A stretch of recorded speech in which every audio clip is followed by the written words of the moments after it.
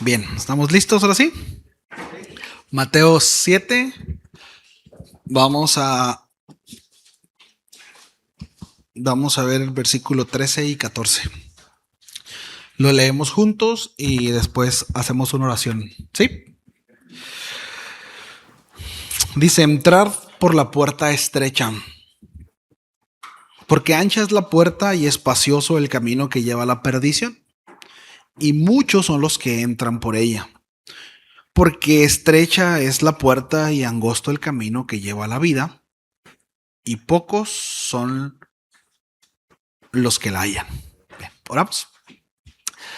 Señor, gracias por permitirnos una vez más reunirnos, exponernos a tu palabra, el poder adorarte, Señor, como cantábamos hace un momento.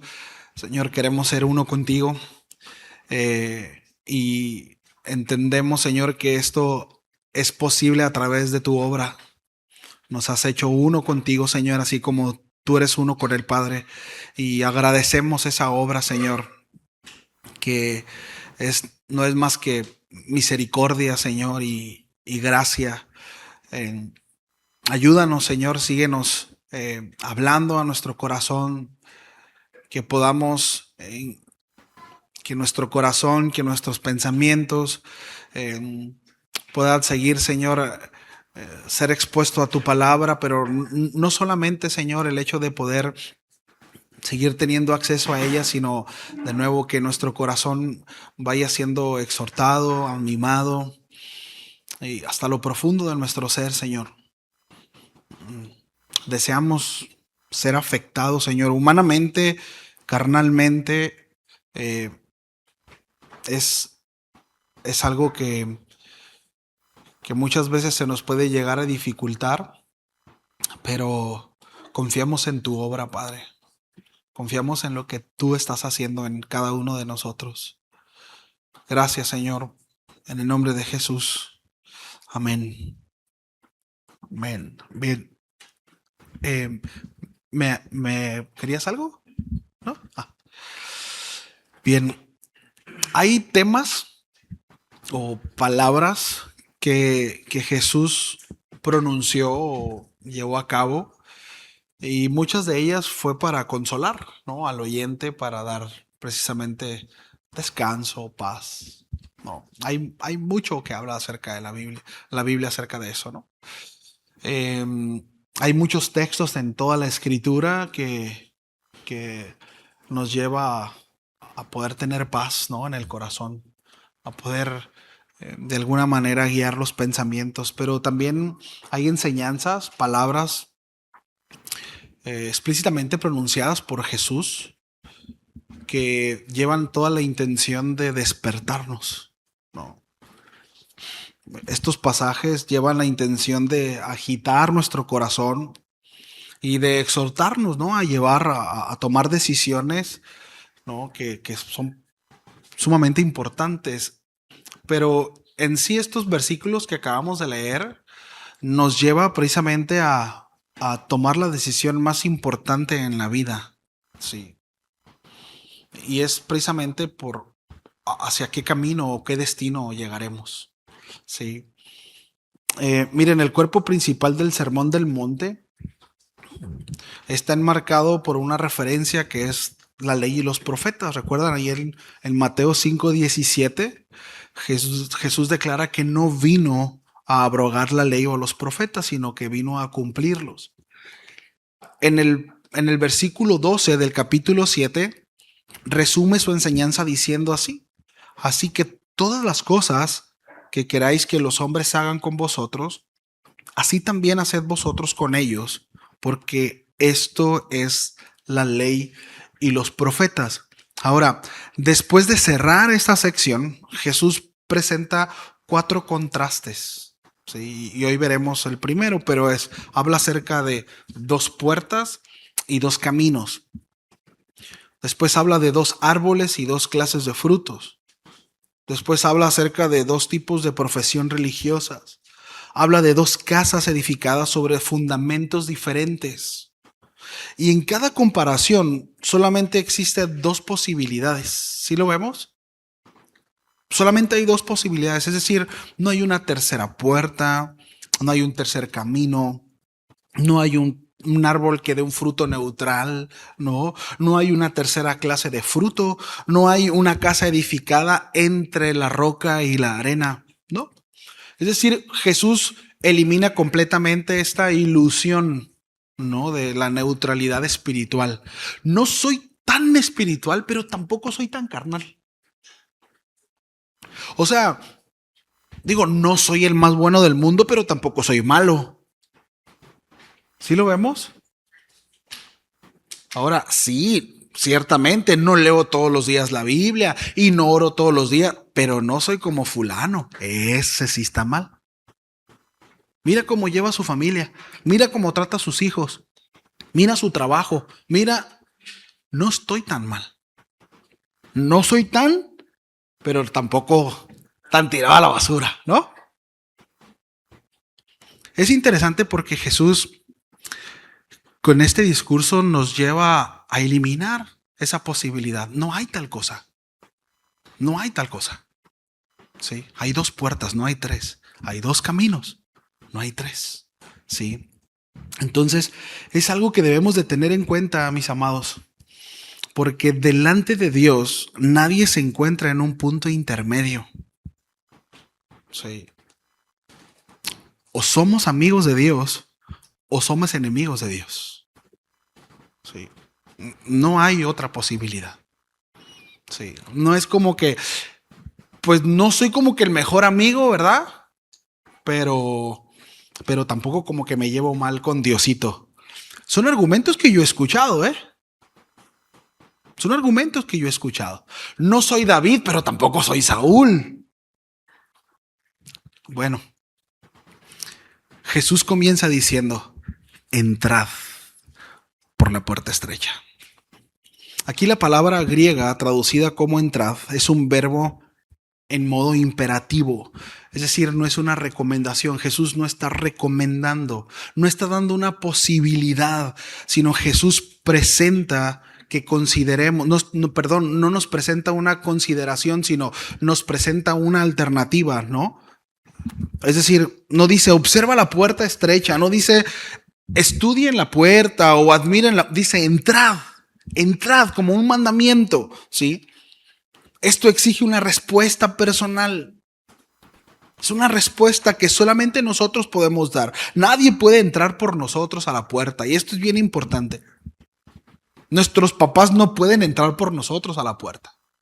¿Sí? Nuestro esposo no puede entrar por nosotros a la puerta. Nuestra esposa no puede entrar por nosotros a la puerta. El pastor no puede hacerlo por nosotros. La congregación no puede hacerlo por nosotros. Sí. Y lo digo porque podemos crecer dentro de una familia cristiana, aprender escritura, asistir a la iglesia, conocer doctrina, participar en las actividades de la congregación. Me encantó lo que dijo Bogdan ahorita, ¿no? El tiempo de alabanza o la alabanza de la adoración no es una actividad más de la iglesia. Y a veces lo tenemos como una actividad. No es tal cosa, ¿sí? Y podemos participar de actividades dentro de la iglesia, pero aún así estar fuera de la puerta. No haber cruzado la puerta. Y esto es importante, la salvación no se hereda. No es una cuestión de parentescos. No se recibe por proximidad, no se obtiene por una cuestión religiosa, ¿verdad? Una asociación religiosa. Bueno, es que yo pertenezco a, ¿no? Y esto me recuerda, ¿no? Como el apóstol Pablo empieza la carta a los Corintios. Como algunos decían, yo soy de Pablo, yo soy de Cefas, y cada uno tenía, ¿verdad? Su team. Y el apóstol Pablo los confronta y les dice, a ver, compadre, ni Pablo, ni Pedro, ni, ¿verdad? Ni Apolo, ninguno de ellos murió por ustedes, sino fue Cristo, ¿no?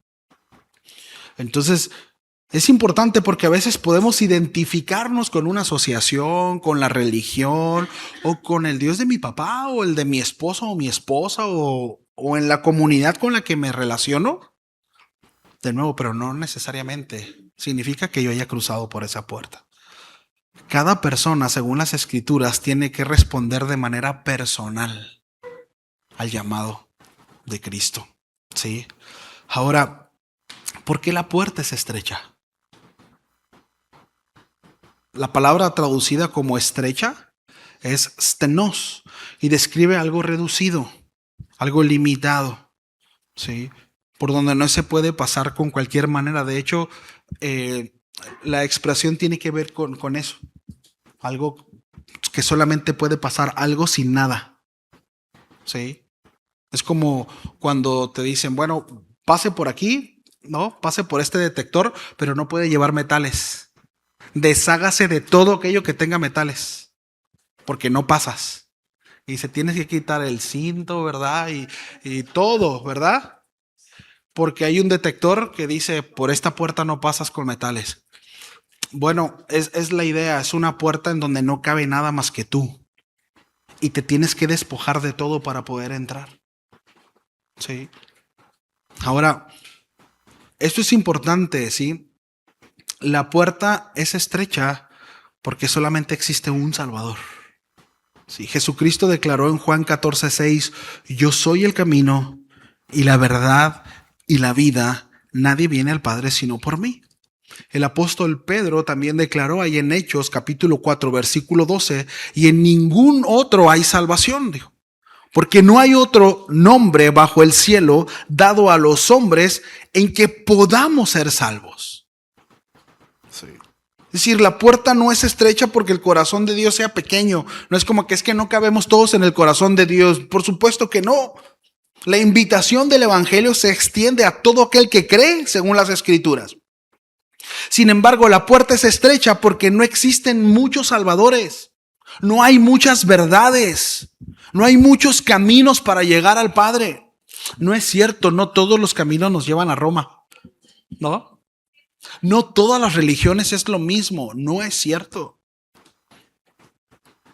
Esto que estamos nosotros estudiando, familia, es uno de los mensajes más duros y más contundentes. Ningún otro líder religioso se atrevió a decir esto.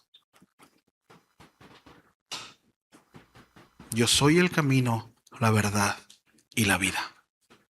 Y nadie viene al Padre si no es por mí. No hay otra alternativa. No hay otro camino. ¿Sí? Entonces, solamente hay un mediador entre Dios y los hombres. Jesucristo, hombre. El mundo dice todos los caminos conducen a Dios. Jesús dice, nadie viene al Padre sino por mí. El mundo dice, lo importante es que seas sincero y que no le hagas daño a nadie. Jesús dice, es necesario que entres por la puerta estrecha. Sí. Porque la sinceridad no puede convertir un camino equivocado en el camino verdadero. ¿Verdad que no? ¿No? Una persona puede estar sinceramente convencida de que va directamente, que va en una dirección correcta y sin embargo alejarse cada vez más de su destino, ¿no? Y si es sincero. Hay mucha gente en religiones que quizás pues, son sinceros. No mienten en sus experiencias religiosas. Es decir, su religión es de veras, pues. Y hacen cosas moralmente correctas y éticas. Pero eso no puede salvarles. Eso no puede salvarles. Es un mensaje muy agresivo, ¿no? Entonces, bueno, la puerta es estrecha. Otro punto es porque existe el arrepentimiento. Sí. Y un pastor por ahí dijo, no, el Señor no te ama tal y como eres. Te ama a pesar de cómo eres, pero Dios quiere cambiar tu vida. Sí. Y de repente hay discursos como estos, ¿no? De ven al Señor y Dios te ama tal y como eres y no tienes que hacer nada. Y sí, ciertamente podemos ir al Señor, no podemos cambiar a nosotros mismos, pero el Señor se encarga de transformarnos. Dios no ama tal como, no ama lo que somos. Por eso nos transforma, ¿sí? Entonces, para entrar por una puerta estrecha o a la estrecha o esta puerta a la cual está hablando el Señor Jesús es necesario dejar cosas atrás. De nuevo, la idea, ¿no? Es no podemos cruzar por esa puerta con algo, con lo que sea. Sí. Ni con logros, ¿verdad? Ni con derrotas, ni con cosas buenas que no existen, ni con cosas malas. Es decir, no hay nada que podamos portar. No cabe nada excepto nosotros. Hay un... no sé si han visto esos programas. Antes recuerdo mucho. ¿Se acuerdan ustedes del juego de la oca? ¿Alguien se acuerda del juego de la oca? Y había un concurso dentro del juego de la oca en donde venía como un molde. Y venía el molde y tú tenías que ponerte como el molde, ¿no? Sí. Y es decir, y lo único que entraba ahí era tu silueta. Si tú traías una mochila con lo que sea, pues ya no cabía, ¿no? O ropa muy holgada, ya no entraba. Sí. Así es esta puerta, familia. Sí. Entonces, entrar por la puerta estrecha significa renunciar a toda esperanza de salvarnos a nosotros mismos. De entrada. Sí. O sea, el llamado del Evangelio no consiste en añadir a Jesús a nuestra vida. Sí. El Evangelio no consiste en colocar a Cristo al lado de nuestros planes, al lado de nuestras justicias, al lado de nuestro pecado. No. Entrar por la puerta estrecha significa renunciar de nuevo a toda esperanza de salvarnos a nosotros mismos. El arrepentimiento bíblico implica precisamente volvernos a Dios. Sí. En el Antiguo Testamento los profetas, y esto ya lo hemos hablado, pero utilizaban este verbo, chup, que significa regresar, volverse, cambiar de dirección. Isaías 55:7 dice, deje el impío su camino y el hombre inicuo sus pensamientos y vuélvase a Jehová, retorne a él. Sí. Deje el impío su camino y vuélvase. Dice, el cual tendrá misericordia, y el Dios nuestro, el cual será amplio en perdonar. ¿Sí? Entonces esta es una invitación a arrepentirse, porque el arrepentimiento no significa solamente sentirnos mal por las consecuencias del pecado. No, significa reconocer que nuestro camino es malo, y es abandonar el camino, dejarlo, y finalmente volver al Señor. Sí. Entonces, la fe y el arrepentimiento son las dos caras inseparables de la conversión. Si no nos hemos arrepentido, ¿sí? Si no nos conducimos al Señor a través de la fe, es imposible poder recibir o poder acceder a esa puerta estrecha. ¿Sí? Entonces, por medio del arrepentimiento, precisamente es que dejamos de confiar en nuestro camino, porque reconocemos que nuestro camino al final es muerte. Sí. Es decir, si sigo por donde voy, si avanzo por donde sigo conduciéndome, bueno, la Escritura habla, ¿no? Y dice que hay caminos que al hombre le parecen correctos, pero su final es muerte. Y por medio de la fe descansamos completamente en Jesucristo. Sí. Entonces, entrar por la puerta estrecha significa precisamente esto, presentarnos delante de Dios con las manos vacías. Sí. No entramos porque nos hicimos dignos, ¿verdad? No hay tal cosa por nuestros propios méritos. Por supuesto que no. Entramos porque reconocemos que jamás podríamos hacernos dignos y confiamos en la justicia perfecta de Cristo. Entonces, no podemos, familia, entrar cargando nuestra propia justicia. No podemos entrar diciendo soy una buena persona. No hay ninguno bueno. No podemos entrar confiando en nuestro servicio, en nuestras ofrendas, en nuestras oraciones, en nuestros años de asistencia en la congregación. No podemos confiar en eso. Porque nada de eso, aun cuando forma parte del caminar o el peregrinar del que ya ha cruzado la puerta, pero nada de eso en sí mismo tiene poder para salvación. Sí.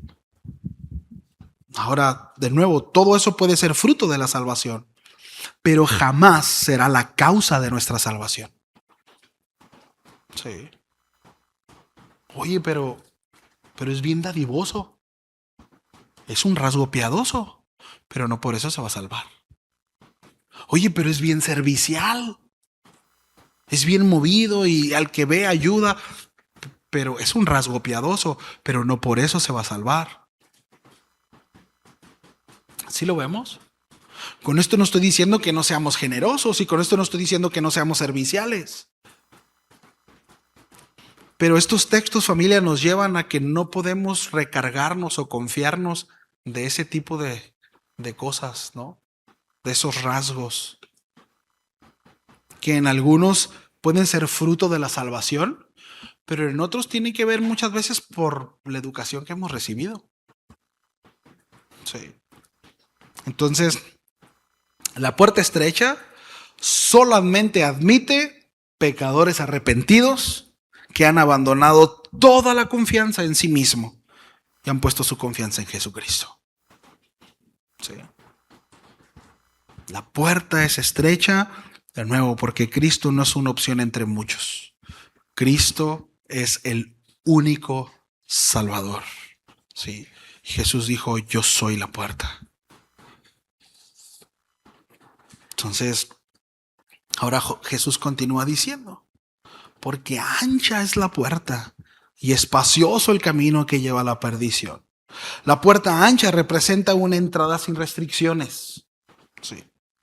El camino es descrito como amplio, espacioso, cómodo, con mucho lugar para transitar. Y en ese camino cada persona puede llevar consigo todo lo que quiera. Puede conservar sus ídolos, puede conservar su orgullo, puede conservar su inmoralidad, puede conservar su amor al dinero, puede conservar su amargura, su falta de perdón, puede conservar su autonomía, puede conservar una religión diseñada a su conveniencia. Así de amplia es esa puerta. Sí.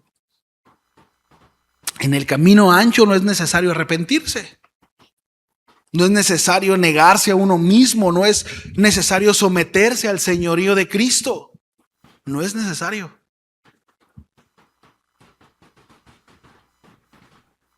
El mensaje del camino ancho es, vive como quieras. Tu mejor vida ahora.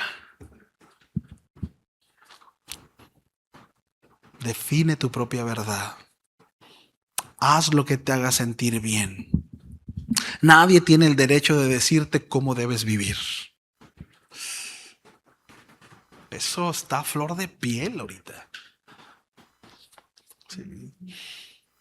Nadie tiene el derecho de decirte cómo hacer las cosas.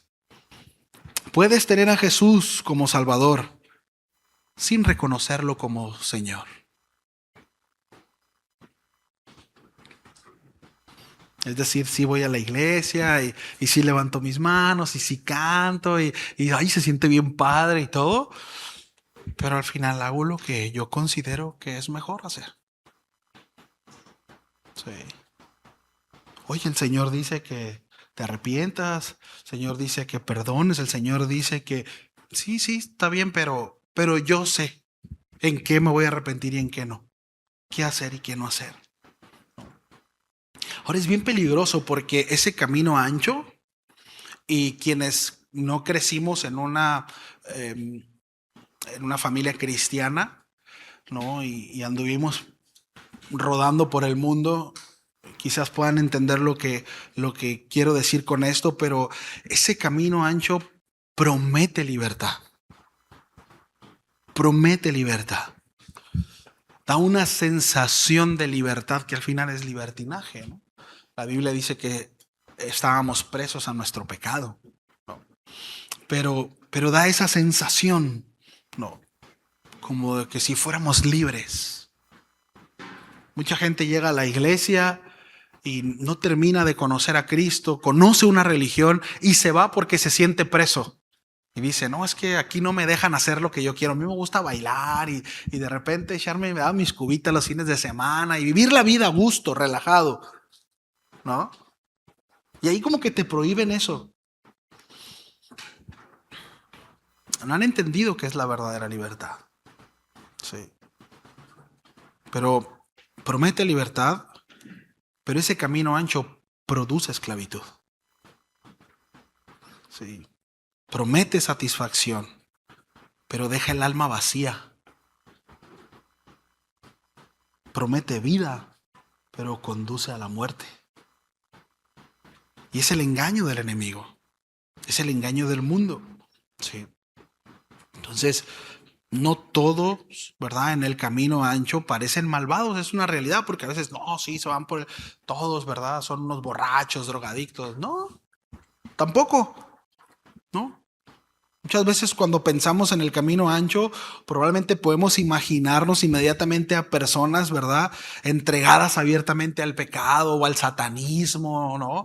Y pintándose aquí una estrella de 5 picos y no, no necesariamente. No, no, no. Sí. Muchos van por el camino ancho y de hecho se parecen mucho a los cristianos. Sí.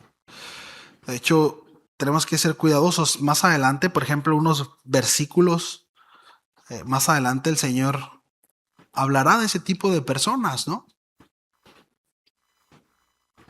Dice que algunos en aquel día le dirán, Señor, Señor, ¿no profetizamos en tu nombre?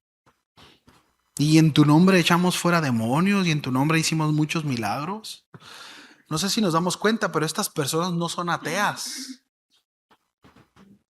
Hablan de Jesús, utilizan su nombre, tuvieron experiencias religiosas, ¿no? Aparentemente realizaban obras impresionantes, ¿no? Sin embargo, Jesús les responderá, nunca os conocí, apartados de mí, hacedores de maldad. No.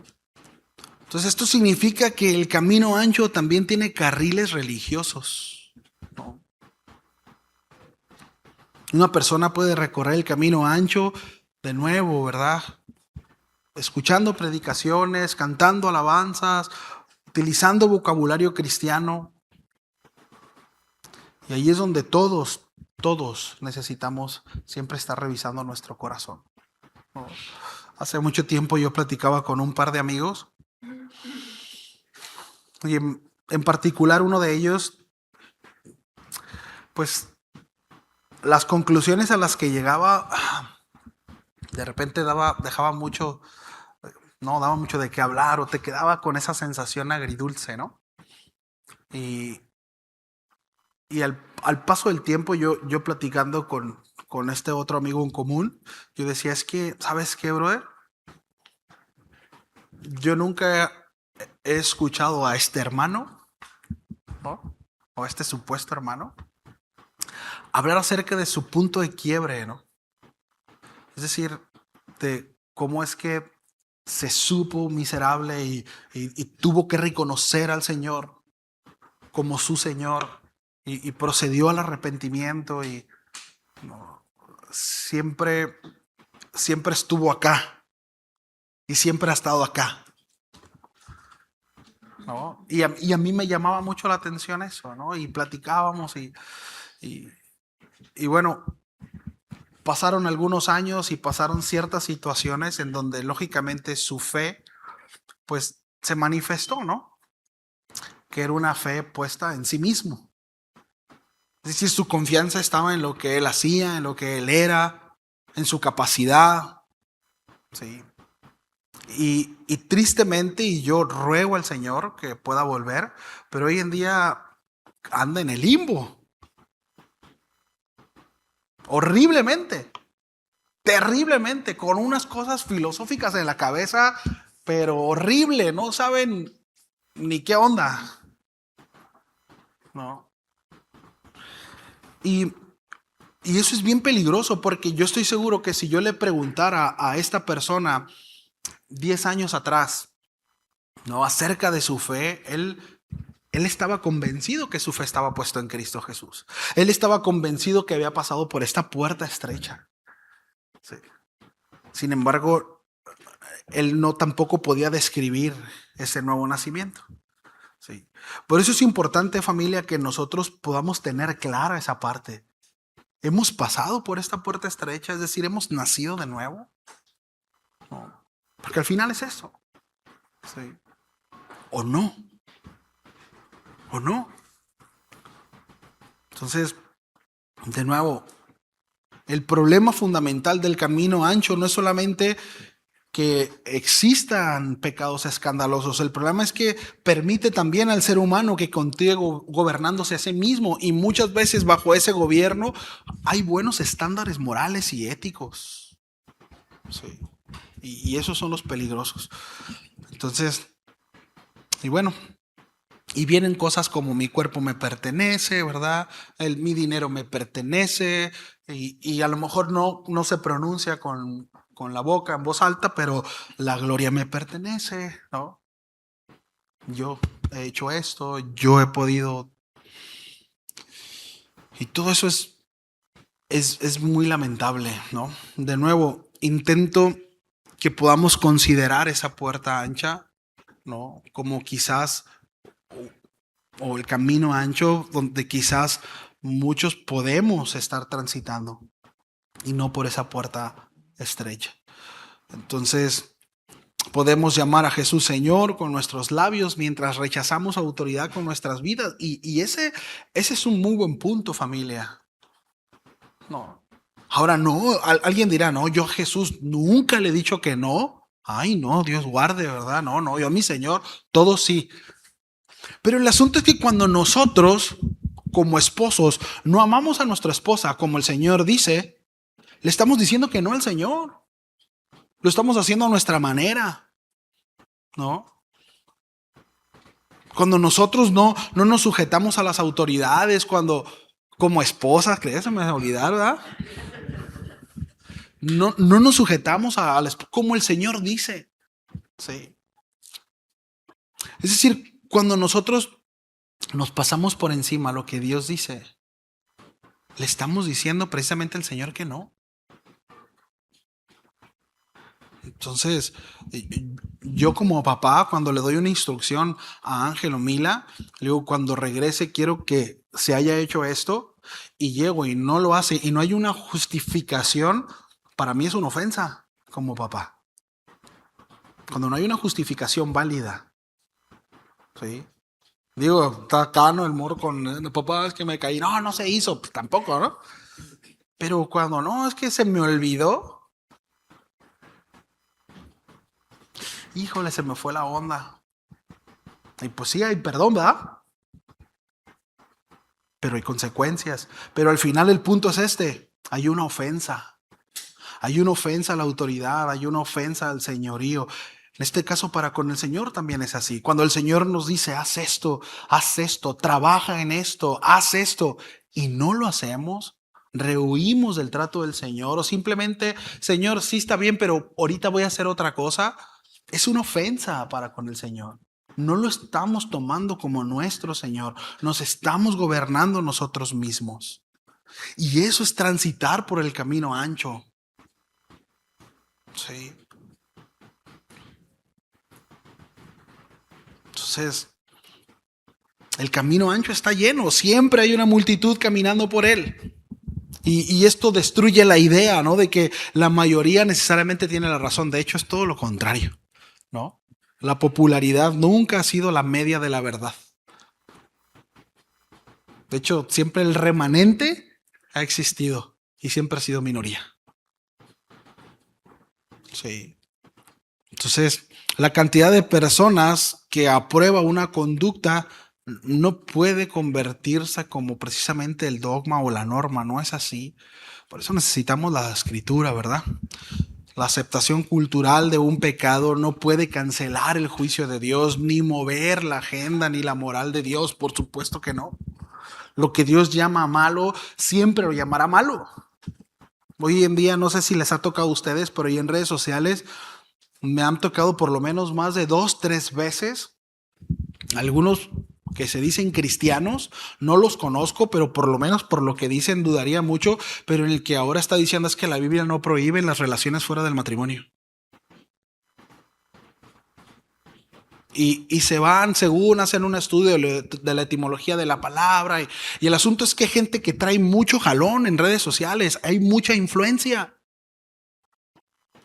Pero ya ahora dicen, no, es que fuera el matrimonio, o sea, la Biblia no prohíbe relaciones mientras se haga con amor y se haga.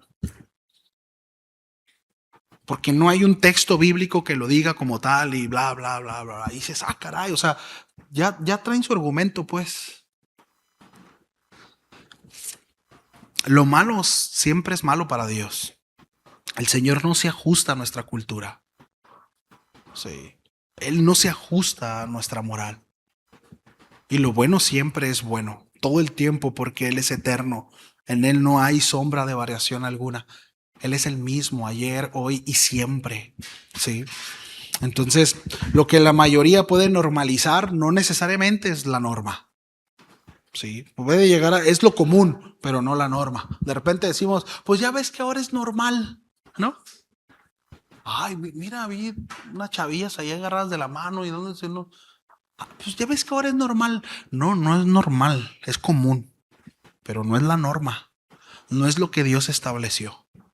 No es lo natural. Sí. Entonces, la verdad no se decide según la sociedad ni por votación. La verdad le pertenece a Dios. Sí. Entonces, y aquí es donde tenemos que tener mucho cuidado, ¿no? Pues todo el mundo lo hace. Pues el mundo, ¿no? Precisamente. Y eso es lo que Jesús está advirtiendo. Dice, muchos entran, muchos caminan, muchos se acompañan, muchos se sienten seguros porque están rodeados de otros, ¿no? Ya han hecho un montón de ejercicios, ¿no? Sociales acerca de eso, ¿no? Hace poco miraba uno donde a un cuate lo sentaban en un aula y no sin instrucción, nada más que estaba en una hoja y se oía una alarma y todos se levantaban y el cuate miraba y hacía lo mismo, ¿no? Y luego se sentaba y sonaba la alarma y se levantaba y lo mismo y lo mismo. Nadie le dio una instrucción. Pero ¿qué fue lo que lo llevó a precisamente actuar bajo esa alarma, bajo ese detonante? Lo que estaba a su alrededor, su contexto. Y luego entra otro igual que no sabía ni qué onda, ¿no? Y pues ya el otro, todos ya eran parte de, ¿no? A cabo de 2, 3 levantadas, el amigo se levantaba igual. Y a veces así somos, familia. Hacemos, decimos, nos conducimos, tomamos decisiones porque normalizamos ciertas cosas, pues porque todos lo hacen. Pues es que es cristiano y lo hace, pues está bien, pues yo también lo voy a hacer, ¿no? Pero no es así. Sí, de nuevo, el camino ancho, muchos entran, muchos caminan, muchos se acompañan. Sí, se sienten seguros porque están rodeados de otros. Pero una multitud caminando hacia el precipicio no deja de estar en peligro por ser multitud. Sí, lógicamente. Entonces, no elijamos un camino por la cantidad de personas que lo recorren. Examinemos cuál es el final de ese camino, hacia dónde va, ¿sí? Porque el Señor dice que ese camino ancho, por el cual muchos transitan, dice que lleva a la perdición. Aquí la palabra traducida habla de ruina, habla de una destrucción y de juicio, ¿sí? Entonces Jesús no está diciendo que el camino ancho conduce simplemente a una vida complicada o a malas consecuencias temporales. Aquí el Señor está hablando acerca del juicio final. Y el contexto lo confirma. En Mateo 7:19 más adelante habla acerca del árbol que no produce fruto, que es cortado y echado en el fuego. En el versículo 23 del mismo capítulo 7 Jesús habla acerca de apartaos de mí, ¿sí? Hacedores de maldad. Mateo 7:27 habla acerca de la casa edificada sobre la arena. ¿Cómo es que esta cae y su ruina es grande? El camino ancho termina bajo un juicio de Dios. El justo juicio de Dios, ¿sí? Entonces, el pecado no es una pequeña imperfección del ser humano. Sí. No es así. A mí, en el griego entendemos que es errar en el blanco, ¿no? Pero es bien interesante porque en el hebreo, pecado tiene que ver con transgredir. Es decir, el pecado, familia, va mucho más allá de me equivoqué. O sea, las implicaciones son mayores. Porque, bueno, alguien se equivoca y lo corrige y no digo que el pecado, pero el asunto es que la paga de pecado es muerte. El pecado no se corrige. Yo no puedo deshacer mi pecado. Cuando yo pido perdón y me arrepiento genuinamente y el Señor me perdona, ¿sí? Mi pecado no... A ver, quiero que entiendan eso, pero el pecado no se borra, el pecado está. ¿Saben por qué no permanece en mí el pecado? ¿Por qué no soy culpable de pecado? Por Cristo. Tan así es que precisamente Cristo cargó con nuestro pecado. No es solamente, o sea, es como si llego y le pego un cachetadón y le pido perdón. ¿Se le va a dejar de temblar el cachete después de que le pida perdón? ¿Verdad que no? Sí, sí te perdono, me va a decir, pero el cachete, es decir, la consecuencia del acto estará. Y aun cuando ciertamente, teológicamente en Cristo dice que toma nuestro pecado el Señor y no se acuerda más de él, pero esto es precisamente por la sustitución. Sí. Por la obra de Cristo. La paga de pecado es muerte. Entonces va más allá. El pecado no es un error, no es un tropiezo, es una falta, es una transgresión en contra de Dios. Es una falta penal, ¿sí? La cual la paga de tal es la muerte, lleva a juicio, ¿sí? Y Dios es santo. Y su santidad exige que el pecado sea juzgado. Dios es justo y su justicia no puede declarar inocente al culpable sin que exista una satisfacción por su culpa. Por tanto, el camino ancho puede ser cómodo durante algunos kilómetros, pero su final, dice la Escritura, es muerte, es perdición. Sí. Entonces, el pecado siempre muestra la entrada, pero oculta el final. Yo me acuerdo un amigo que decía acerca de, pues, él lo utilizaba para las drogas, pero así es el pecado. Él decía, las primeras experiencias con la droga es como cuando entras a un tren de muchos vagones. Y el primer vagón, ¿no?, está cubierto de oro, hay comida deliciosa y es una experiencia maravillosa, pero al cabo de un tiempo te pasan a otro vagón en donde ya no es tan lujoso. Y así sucesivamente al punto en el que terminas en los últimos vagones, donde está lleno de estiércol, en donde ya no hay comida, en donde terminas preso. Así es el pecado. Momentáneamente satisface nuestra carne. ¿Alguna vez has satisfecho su ira? Sí, desde que esté enojada o enojado y se desahoga. Ya sea que se pegó un agarre con alguien, no sé quién de aquí si se ha peleado o no, pero que dices, está aquí rico, ¿no? Bueno, ya después que el Señor vive en tu corazón, se siente bien feo, ¿no? Al paso del tiempo. Pero momentáneamente, ¿cómo se siente la carne? Mira, hasta suspiraron. Ay, sí. Así es el pecado, ¿no? Y salen culebras y garrapatas y arañas y dicen, y momentáneamente es muy satisfactorio a la carne. Pero después, no, el alma pesa, ¿no? El alma pesa. Entonces, así es. El pecado siempre muestra la entrada, pero oculta el final, muestra el placer, pero esconde la esclavitud. ¿Sí? Entonces, dice el versículo 14, porque estrecha es la puerta de nuevo y angosto el camino que lleva a la vida. Jesús menciona tanto una puerta como un camino, familia. La puerta habla de la entrada, ¿sí? Y aquí está lo interesante como creyentes, ¿no? Pero el camino habla del recorrido. Porque no es como que entramos a la puerta y entonces sí, ¿verdad? Vamos, no. El peregrinar del creyente sigue siendo igual de estrecho que la puerta. Sí. Ahora, es importante, ¿no? El cristianismo no puede reducirse solamente a una experiencia momentánea. Sí. Es decir, sí, ya pasé por la puerta, ya tuve mi experiencia, ya me convencí, ya creí, ya levanté la mano ya hice mi oración de fe, ya oraron por mí, hasta me caí y temblé, ¿no? Y ya. Bueno, ok, está bien. Pasaste por la puerta, tomaste una decisión. Ahora va el camino. Camino estrecho. Sí. No solamente es una experiencia momentánea.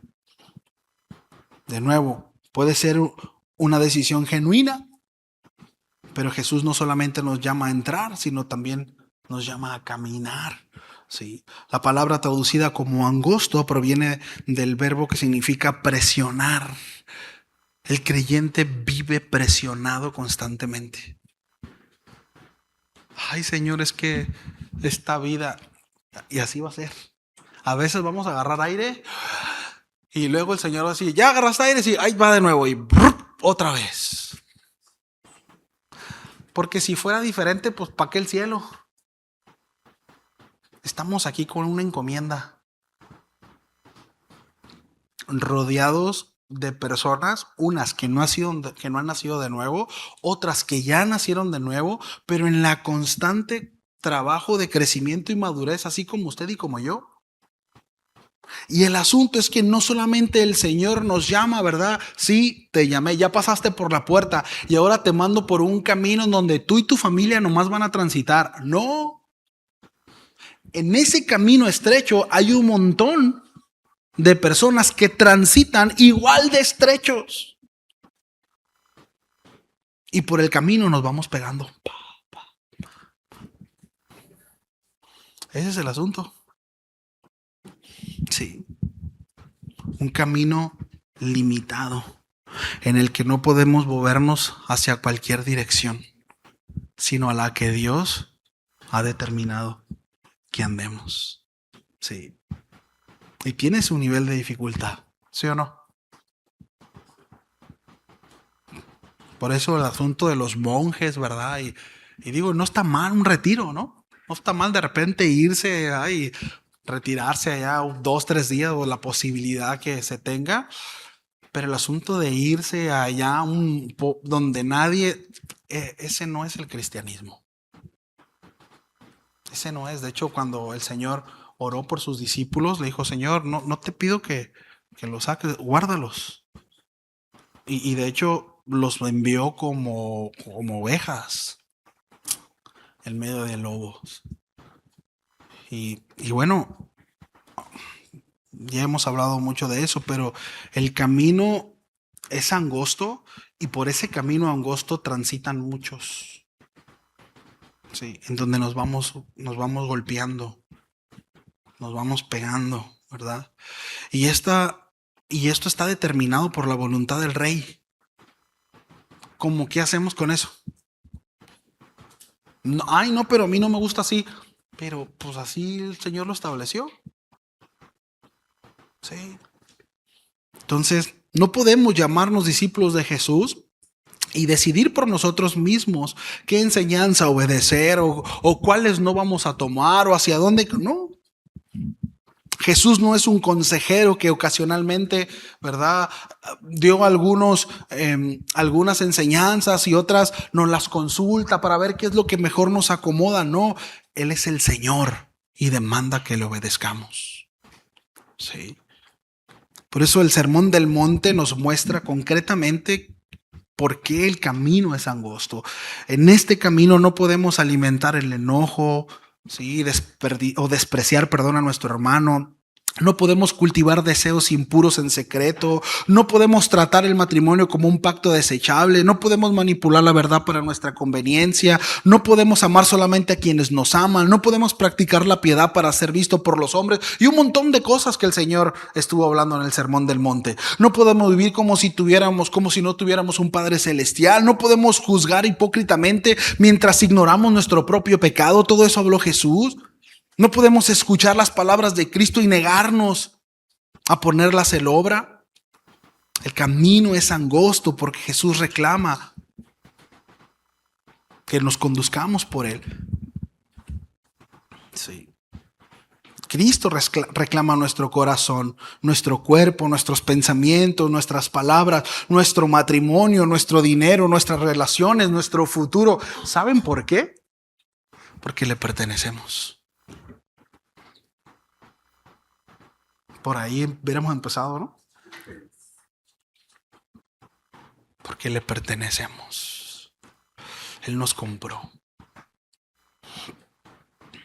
Y Él está cerrando este gran sermón diciéndonos, esta es la manera en que mis hijos tienen que caminar. Porque me pertenecen. Porque son míos. Sí.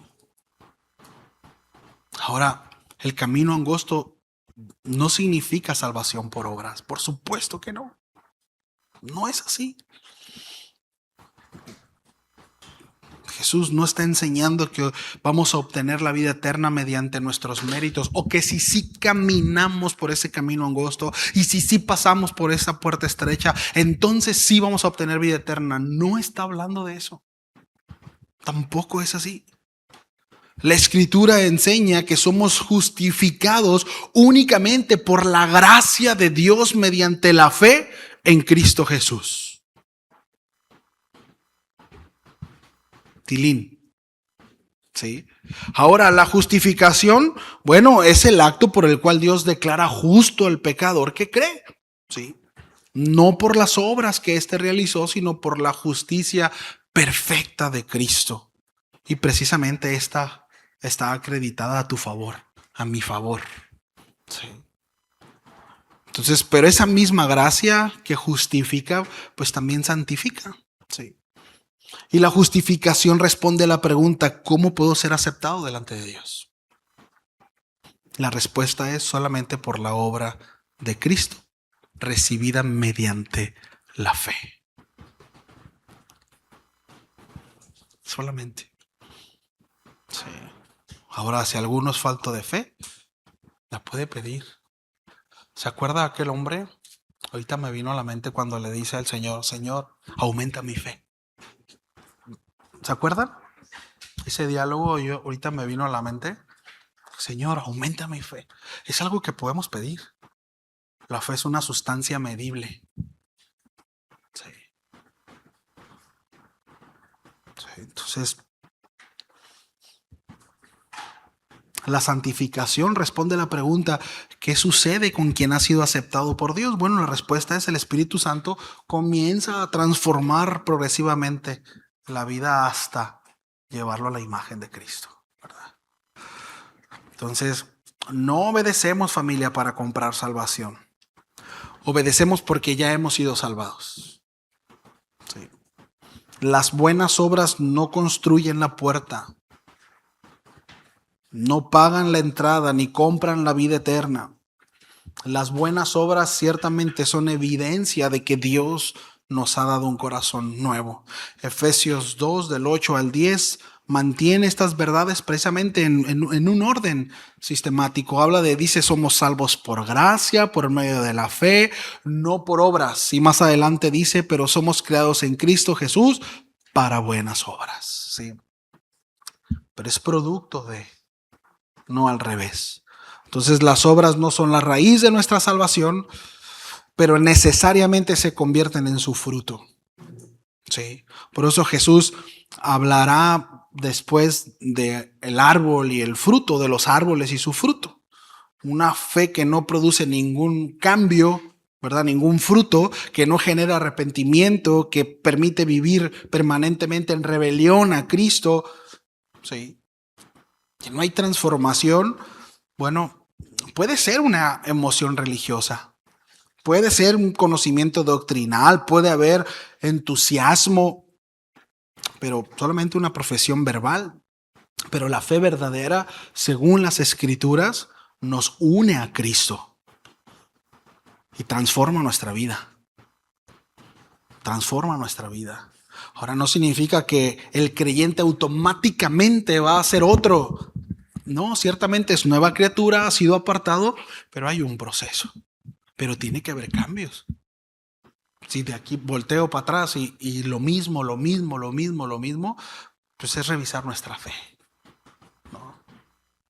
Porque el asunto no es equivocarnos, todos nos equivocamos y nos seguiremos equivocando. Seguiremos pecando, pues.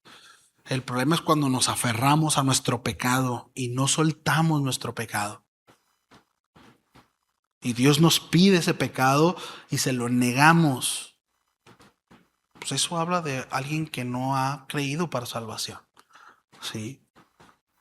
Entonces, ya voy terminando. ¿Me ayudan con el piano?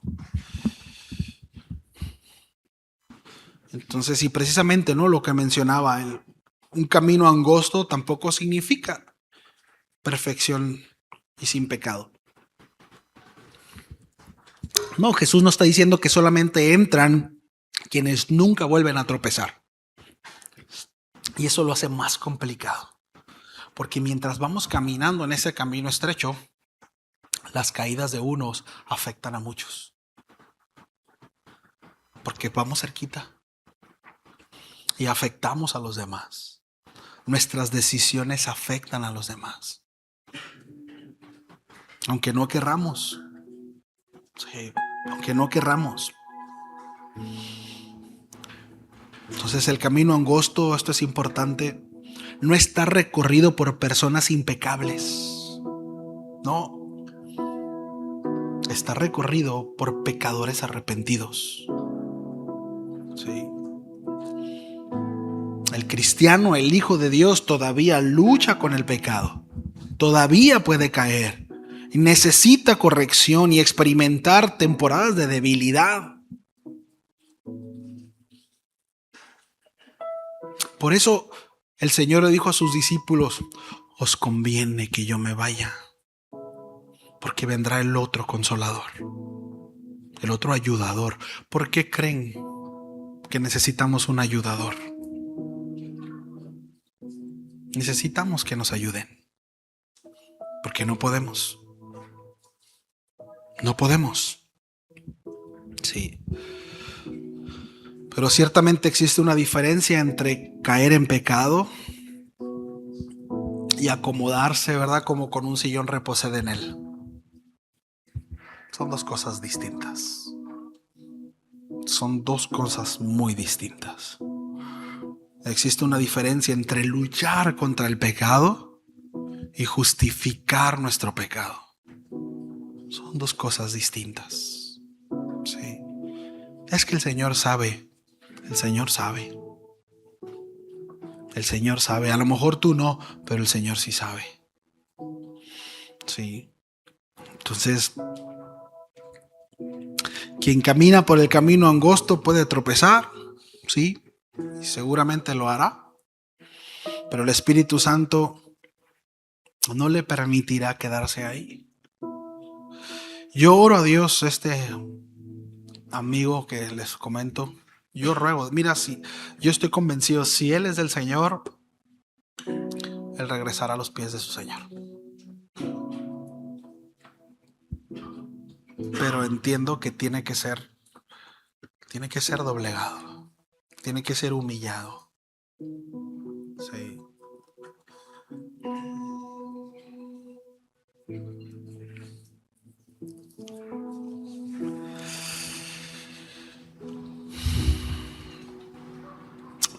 Familia, Jesús nunca prometió que seguirlo sería cómodo.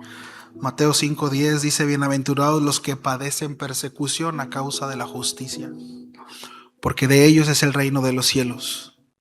En Mateo 16:24 dijo: si alguno quiere venir en pos de mí, niéguese a sí mismo, tome su cruz y sígame. Seguir a Cristo implica negar nuestros deseos, perder la aprobación de algunas personas, enfrentarnos a la resistencia de nuestra propia carne, renunciar a proyectos personales, comodidad y muchas cosas. Sí. De eso se trata. Ahora, difícil no es sinónimo a miserable. Sí.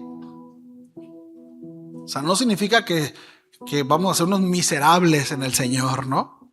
y que vamos a andar ahí por la calle de la amargura todo el tiempo. No, no. No se trata que así como dibujan a los santos, ¿verdad? Los de ahí enfrente. Así. No, eso no es piedad, pues, eso no es santidad. Hay momentos en donde parece que no hay otra, ¿no? Pero no, el Señor aún en medio de eso nos anima, nos da vida, ¿sí?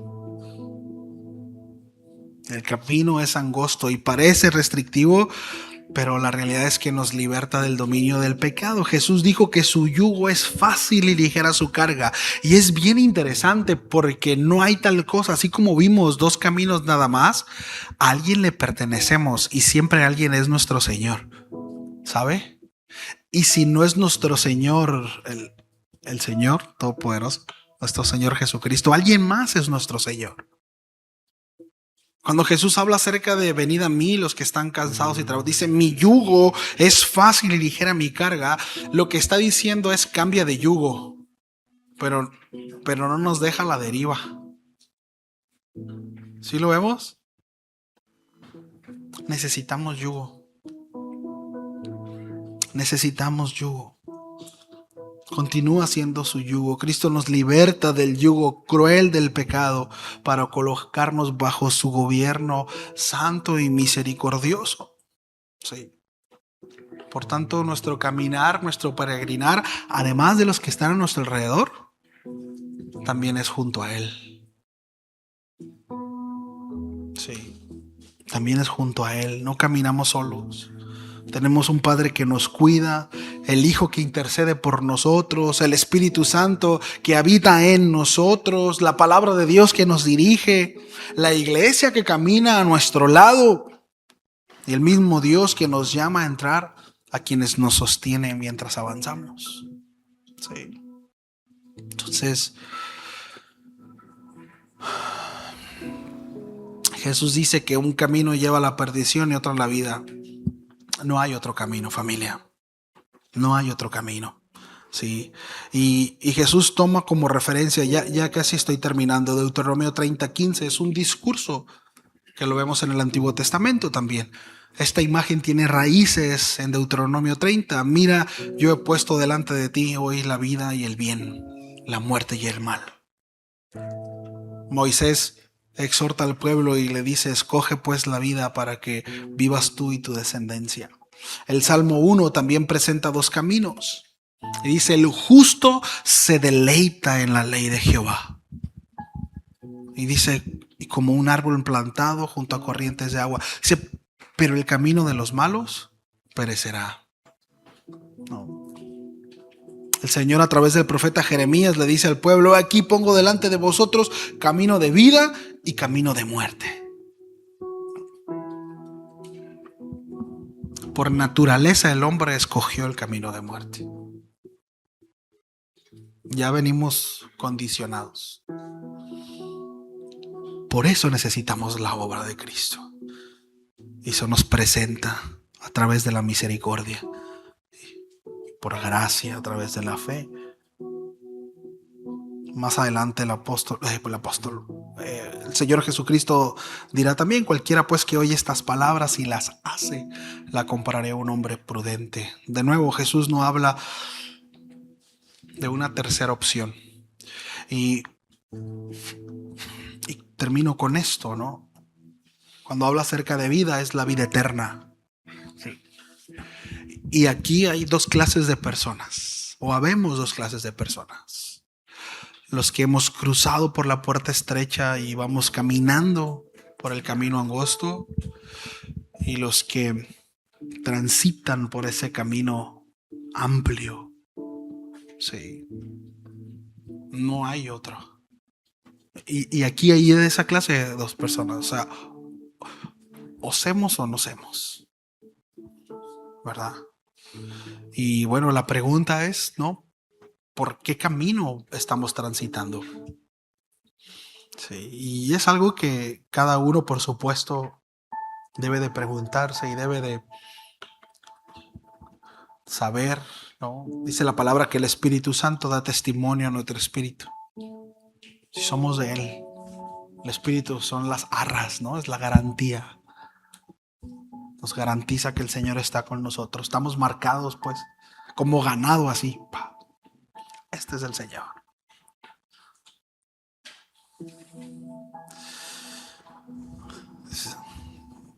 El camino lleva a la vida. Este camino angosto lleva a la vida. A diferencia del otro, que su final es destrucción, este lleva a la vida. De nuevo, esta palabra zoe es vida eterna. No es una vida biológica, no es esta vida. Por eso es que no nos aferremos a esta vida. O sea, muchos nos aferramos a esto, a lo que sientes, a lo que tienes, a lo que quieres, a tus pasiones, y no necesariamente sean moralmente escandalosas y sean mal, pero todo se va a ir. Todo se va. Todo se va. Sí. Fer ya tiene 40 años. ¿Qué hace? Que estaba chiquito, ¿sí? Pasa el tiempo muy rápido. Ahora es bien interesante porque el Señor va reduciendo esto. No solamente habla acerca de esta vida eterna, pero termina diciendo, pocos son los que la hallan. Según la Biblia, no hay estadística, ni mucho menos, no dice, y esto es bueno, ¿sabe? Porque a veces nos ponemos a hacer números como aquellos, ¿no? Que son 140 y tantos días, ¿y cuántos van? ¿No? El Señor no da números, pero sí dice que son pocos. Sí dice que no todos. Y como quiero terminar con lo que mencionaba al principio, ¿no? Hay palabras que sirven de consuelo, de ánimo, de exhortación. Pero hay palabras y pasajes en la Escritura que están ahí para agitar el corazón, para llevarnos a la meditación, para detenernos y, como los profetas decían constantemente, revisa tu camino, revisa. Y después decían, vuélvete, vuélvete. No. ¿Cuál es el camino por el que estoy caminando? Y bueno, esa es la tarea que nos llevamos todos esta noche. Sí. ¿Oramos?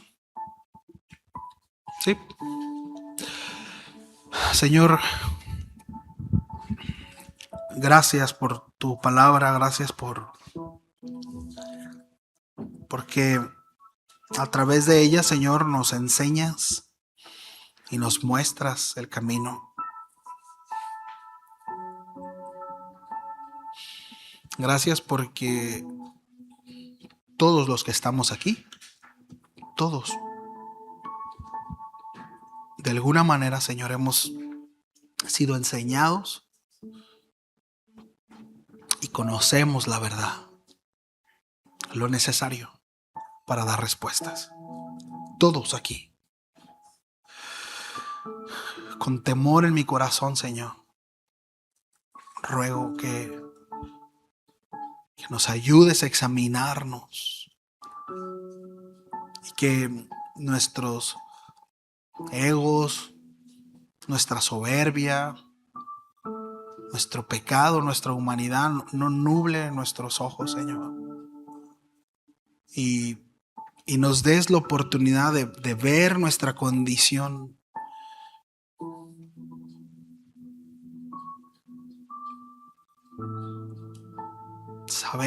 Muchos sabemos qué es lo que tú demandas. Hay a quienes tú le has dado la seguridad de la salvación y tuya es la gloria, Señor. Gracias por ello.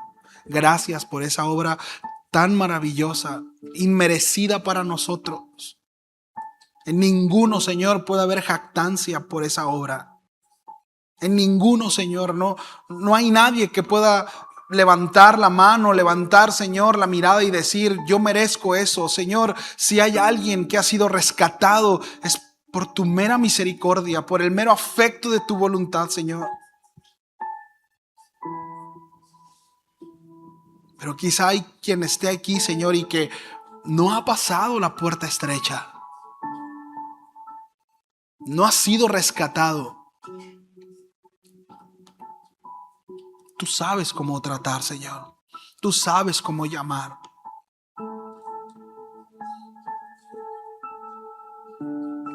Oro, Señor, para que sea tu Espíritu quien convenza el corazón.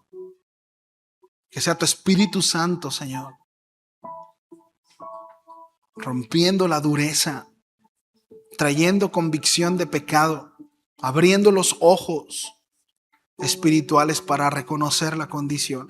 Y aún aquellos, Señor, que hemos sido rescatados, pero que quizá hemos caminado o nos resistimos en caminar por ese camino estrecho. Señor, también hazlo ver y ayúdanos que podamos reconocer, Señor, nuestro pecado.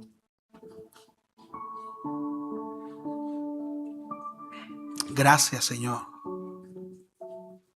Gracias, Señor, por tu palabra. Gracias por tu llamado. Gracias por tu obra. Gracias, Señor.